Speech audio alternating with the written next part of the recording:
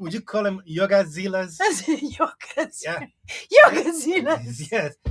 Sí. This is not. No, yo no quiero Taco Bell. No, yo no quiero Taco Bell. This is doggy food. You and your dog gets too far in his face too. Welcome to the Court of Souls channel. We are the Jesters. And I am Ace of Swords. And I am the Maid of Swords today. Maid of Swords? Yes, I am. I thought Look you at used me. to be Look at me. something else swords. Yeah, I'm sitting in for Jack of Swords. Oh, yeah. So today we are talking about a subject that is, it might be a little spicy because it has to do with Mexico. Mexico. In July 4th, we're celebrating the 4th of July. In Mexico, they were having some protests, and they were protesting immigration. In Mexico, they were protesting immigration. Immigration. The official protest was a protest against gentrification. Exactly. They're complaining about the high influx of digital nomads into specifically Mexico City, which in the past 5 years have driven the rent for locals about 50 to 60%. Imagine that in 5 years, your rent goes up between 50 to 60%. The rent is too damn high. Okay, but to frame this whole idea better, this whole protest, this is a type of protest that goes on all throughout the world, and they all have the same, threads. It's all about migrant, and that's why today we chose to do a 2-part video. This is the first one. This is the first of There's going to two. be another one. And today we focusing only on the gentrification type of protests, and the immigration discourse. Exactly. So there have been protests not only in Mexico City but also all over Europe, complaining about the fact that the cost of living. The cost of living, whether it's rent or food or anything, cost of living just goes up, and the original locals, they just can't afford it. In the U.S., we are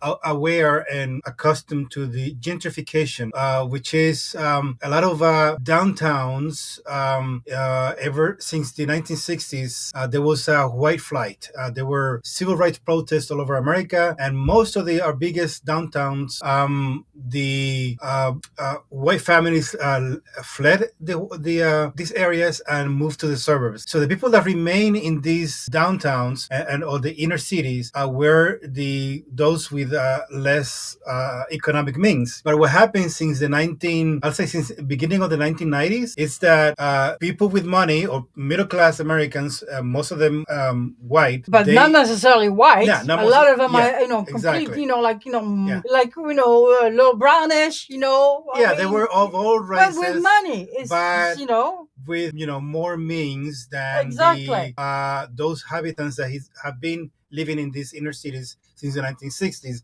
So what happened is that the local governments want to bring in people to the city that have more means, right? Because the tax base increases. Mm-hmm. So if you have a middle class income coming into your city, they pay taxes at a higher rate. So if you are a local government official, you're happy about it. Of course. Okay.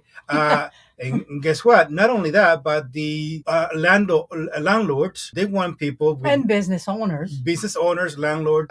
They want people with that can control more dollars exactly. to come in, because they're gonna pay higher rent. Okay. Higher lattes. Exactly. Higher dollars for lattes. Exactly. Really? Yeah. So and salsa. I'm rich, bitch. It's a partnership between the government and the business class that are interested in gentrification and gentrifying the inner cities.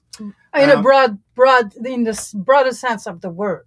Okay. Because gentrification is, in this context. In this, we're talking about the gentrification in the U.S. Now, what the protest is going on in Mexico City, and they have termed their protest anti-gentrification. Mhm. It's actually they're complaining about mostly educated middle class, uh, typically white American Mhm. hipsters. These are not MAGA people Mhm. from West Virginia. Exactly. These are hipsters from Brooklyn, Mhm. from LA, Mhm. from Chicago. Very liberal Yeah, leaning. well educated, Mhm. and they have um, the exquisite privilege of being able to work from home. Okay, Exactly. so because they can work from home, that doesn't mean that you can only work from your studio apartment in Brooklyn. That means that you can take your laptop and go to and move anywhere in the world and work over there. You can go to Indonesia. You can go to uh, Barcelona. You can go to Mexico City, and you are working from home with your laptop. So And the more you just work, it is like pools of people that come in and do the same thing. It's even through social media, they're inviting all these people to come and do the same as they are doing. Ever since COVID, that's what's been happening. Like, COVID, hit. Oh, let's go and hide in Mexico City where we can work from far away and still enjoy the paradise. Okay. En México, terrible, nos está disparando las rentas de una manera inalcanzable, ya no vamos a poder pagar renta en la Roma. De 12,000 se fueron a 25,000 pesos, sí lo están sufriendo mucho. so the aggravating part of it is that so many people at once are doing this. They're coming in mass. So it is interesting that if you are a Mexican, a well-educated Mexican with a very good income and a good cushy job, you want to stay in Mexico, right? And isn't it sad that if you're an American, a well-educated American, You with want a to fly you want away to from get this the hell out of here. because they can't stand the fascism here anymore. Yeah. I mean, they're like, so yeah, this place is just too stinky for me now. I want to go enjoy my $12 latte Yes. in Mexico. It's like this community it sucks now. So let me go to a different community and make it suck. Yeah. Make it suck like and mine. fudge it up for the rest of Yeah. us. Fudge it up for the rest of us. So we are like very nutty Mormons, right? The Mormons. Wait, whoa, you insulting Mormons? They're all gonna come in the comments. What? No. This is okay. A ugly version of Mormons. Mormons are known to go all over the world and bringing the Mormon message to people, right? What is an ugly Mormon? What the hell is an ugly Mormon? With bad makeup or something. Do they even wear makeup? I don't know. Anyway, but these digital nomads are going all over the world and bringing the gospel of crappy living all over.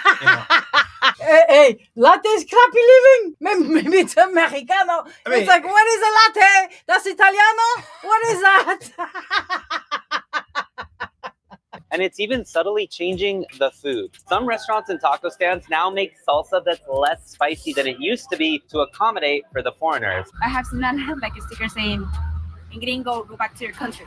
But it's mainly because we're seeing them as trying to change culture. Yes, and this changing is everything from the economy, the culture, what's served in the restaurant, versus spicy, mild salsa to spicy salsa. Like it used to be spicy salsa because it was Mexico, but now it's becoming mild salsa. People were talking about that digital nomads go into their local businesses, restaurants, and they don't like how spicy. Yes, they demand Mexicans like that their the taste be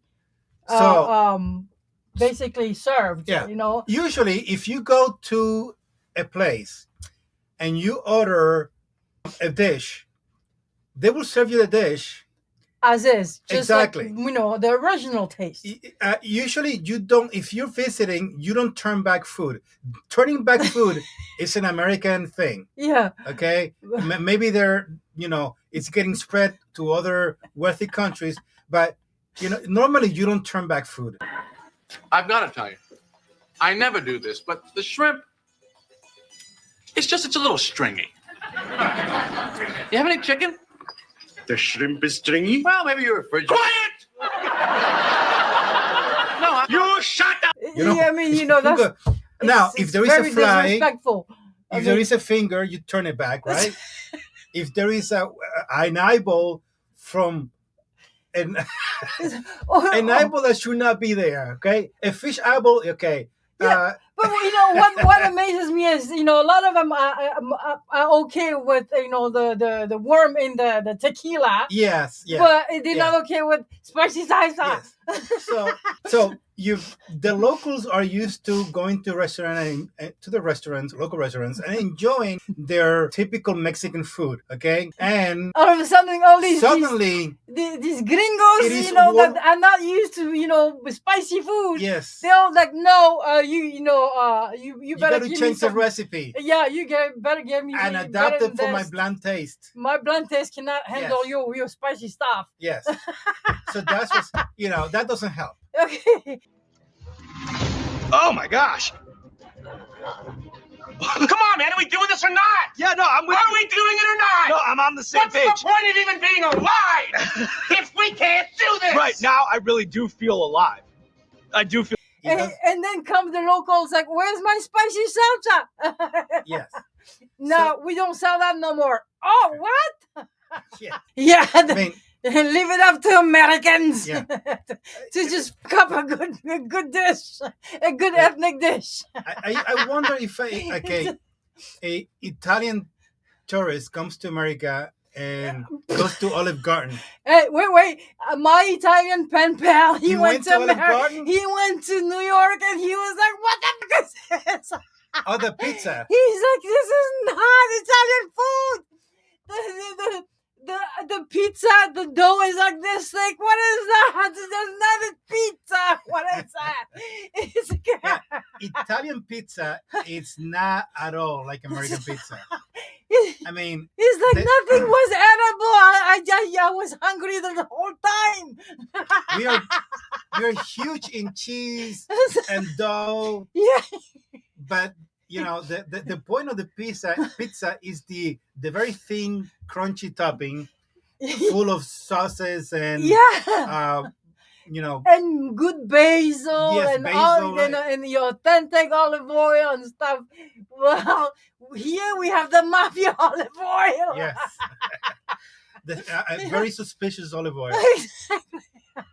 So the Mexicans over there are like, wait a minute, this is not Mexican.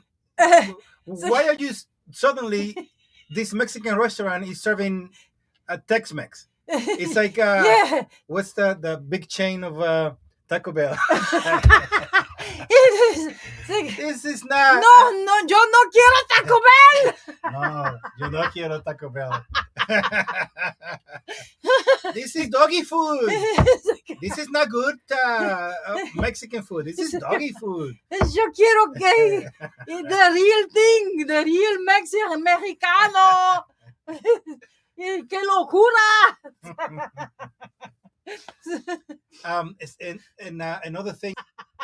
Another thing that they are complaining about specifically in this protest in Mexico City is the fact that they don't like the fact that when the visitors come in, they are very arrogant about speaking the English language. Yes. And not being humble about the fact that they don't know the local language. Yes. And demanding that they're understood and communicated with in English. In English, which is one of the main issues in this Mexico protest. Yes. They say that, a lot of these gringos, they come and they start speaking in English louder and louder, keep on yelling at them back louder and louder in Which English. Everybody knows. If it's not by yelling louder that, they're going to be able to just answer you in English.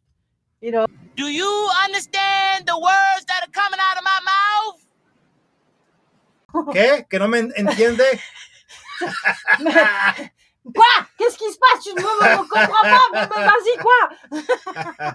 So everybody knows that if you don't understand the local language, you can just shout out your language and the locals are gonna understand what you're Parle talking anglais! Parle anglais! about. Parle anglais, mon Dieu! Serenity now! Serenity now! What is that? Doctor gave me a relaxation cassette. When my blood pressure gets too high, the man on the tape tells me to say, Serenity now! Are a spiritual American, right? That is looking for enlightenment, and you are into what else? Like crystals and meditating, and what else? Like Yoga mats. Yes, yes. Yoga mats. You know, hatha yoga. Like You know, like veganism. that there is no somehow you cannot do that. That's the typical cliche of, Yes. of these things. Vegan, you know, So- in yoga, you know, what is it? What else? Latte drinkers. Yes. So they are going to their dream thing is to leave the United States and go to Costa Rica and go to Peru or go to Mexico City and bring their yoga pants and yoga mats Uh-huh. to And the dogs, yes, because you have to have your yes. miniature so they're basically what's it, would you call them yoga zillas? Yoga. Yeah. Yoga zilas. Yes. I'm walking here! I'm walking here! So they bring their bracelets and the you know their virtual signaling bits, and you know and Yoga zilas. all of Latte it, zilas. the whole world is about you know spending the whole morning going to the yoga studio where you have so much money that you don't have to be. That's what there it is. They don't like the fact that in America you have to go to a yoga studio with 20 other different women passing gas in your face, Uh-huh. because you know you start when you start moving your body and making all these yoga poses. Yeah, it will come out. It will come out. So, but if you go to South America, you get to have a one-on-one class with a yoga master. So you get to fart in his Exactly. in his face, And he's not allowed and to. then you and your dog gets to fart in his face too. And guess what? He's not allowed to fart on you. By the way, can we say fart? I don't know. Okay. He's not allowed to fart on you because if he farts on you, you get a different yoga teacher, right? So this guy, your yoga master, spent the whole night before doing, you know, what would you prepare your digestive system to so you don't fart in the morning? What would you do? Laxatives.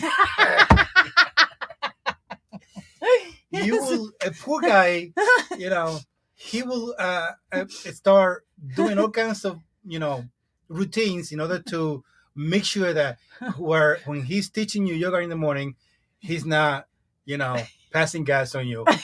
But it's okay for your dog and you to be spend the whole morning farting in his face. Yeah, when he's teaching you yoga poses. That's right. Yoga poses? Poses. Because hey, you know, you know why you go to another country and not get to do that, you know, because that's how entitled I am, right? Yes, that's right. So, you know, Brazil is very namaste. Well, namaste, bitches. Namaste, bitches. Right? Namaste. Namaste. Namaste. Deja de. Yeah, and American is, what do you mean? Namaste? No more tea? Okay, what is that? So in Mexico City, the Mexicans are like, no más te vayas con tus pedos. Y tus... pinche cabrón. ¿Qué es eso? No más sé. Yo bebo café.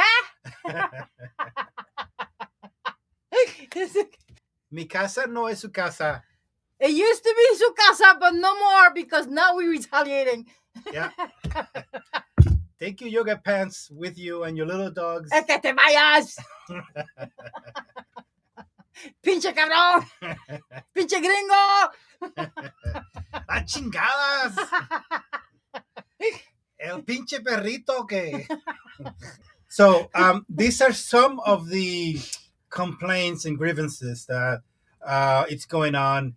These are specifically of Mexico City, but we also trying to cover or will cover the immigration backlash all over the world. Yes. Okay? Because the same things, it's the same underlying issues throughout the whole world, whether it's Mexico, whether it's America, whether it's Europe, everywhere. It's the same underlying issue. And what is it? In my opinion, is the haves and have-nots. Haves. Yes. So those who have money and creating the same kind of protests. Yeah. The one thing that they have in common, the both ends of the migration debate, whether it's poor people going to rich country or rich people going into poor countries, is the one thing that they have in common is the people movement, right? Mm-hmm. And also the manipulation of both peoples from their local business class and the local government. But instead of lashing out against the local businesses and the local governments, people are lashing out against their fellow citizen or their fellow human being. Fellow human, whether they look like they have more or less than you. I mean, this is the sad part of about this whole discussion. Yeah. The point is, the local governments always benefits from these migrants, always across the board. Whether these migrants have money or they have not, they still benefit. Yeah. Okay. And tax also. Yeah. In tax, in all kinds of different things, especially tax. Yeah.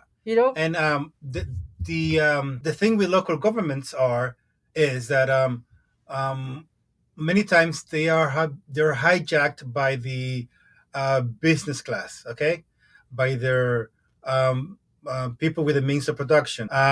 So local governments are putting policies into place that will benefit the ruling class of the local culture. Everybody who has been to Mexico from the past 30 years knows that usually you get a very warm reception. Yes. Okay, Mexicans are like in many other places. Notoriously very, very lenient. Very friendly. Very friendly. Very hardworking, welcoming. Friendly, welcoming. Notoriously. Exactly. But why is it that now it's really, they got going crazy? Yes. It makes you wonder why now. Yeah.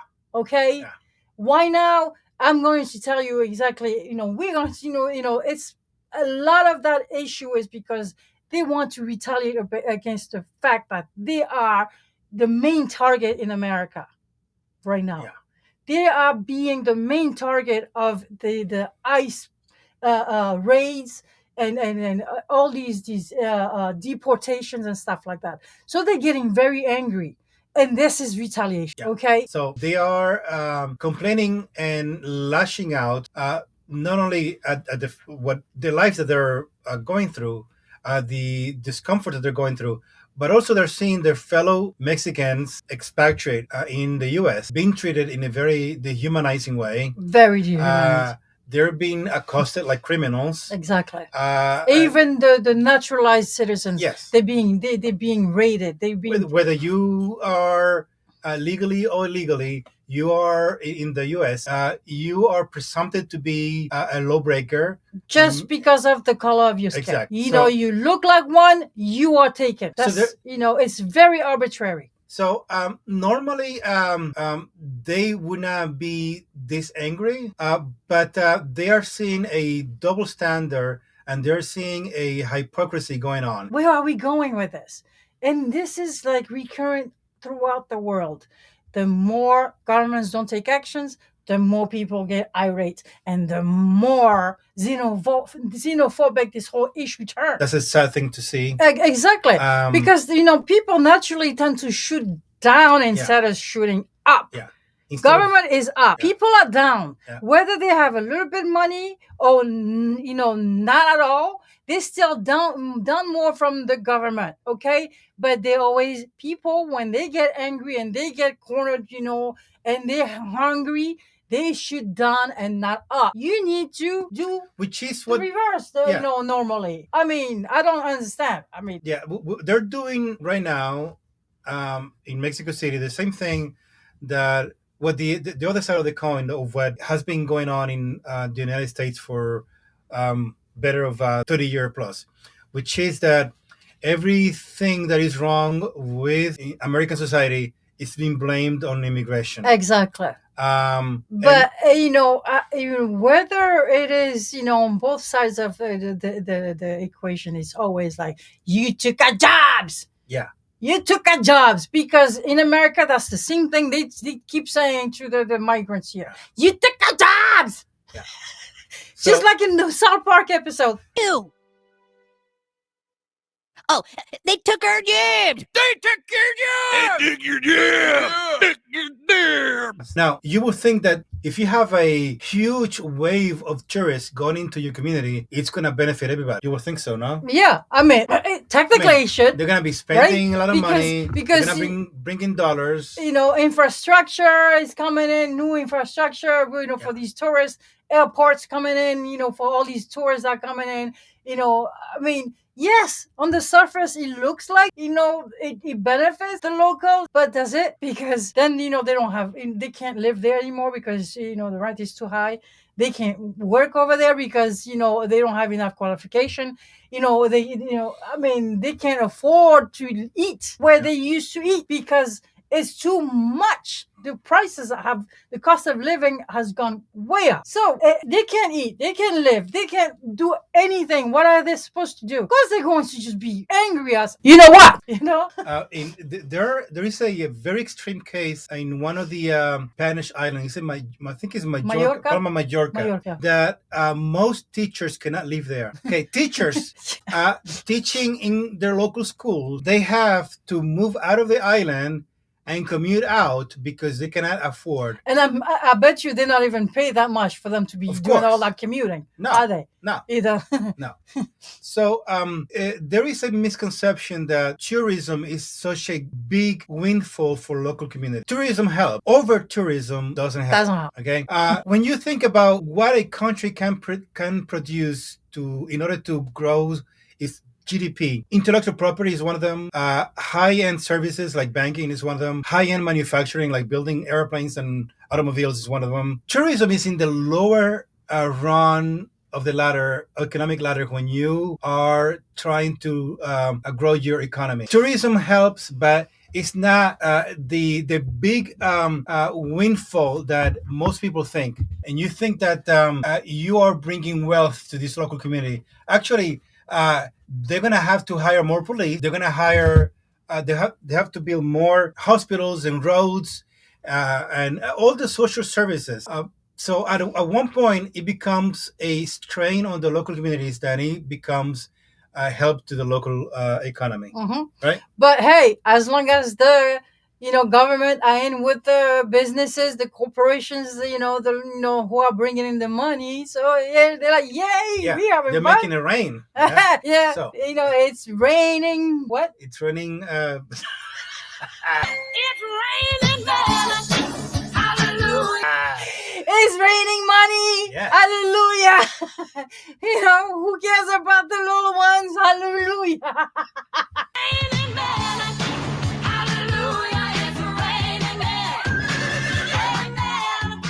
So look out for your fellow man. Point the finger at those in power that are dividing you and making and making life impossible for everyone. But anyways, this was the gist of this video, and this is part 1 of part 2. But this is the state of the issue, and it looks kind of bleak. But when the going gets tough, we get the cackling going. We get the cackling going. Yay! Bye. Bye-bye.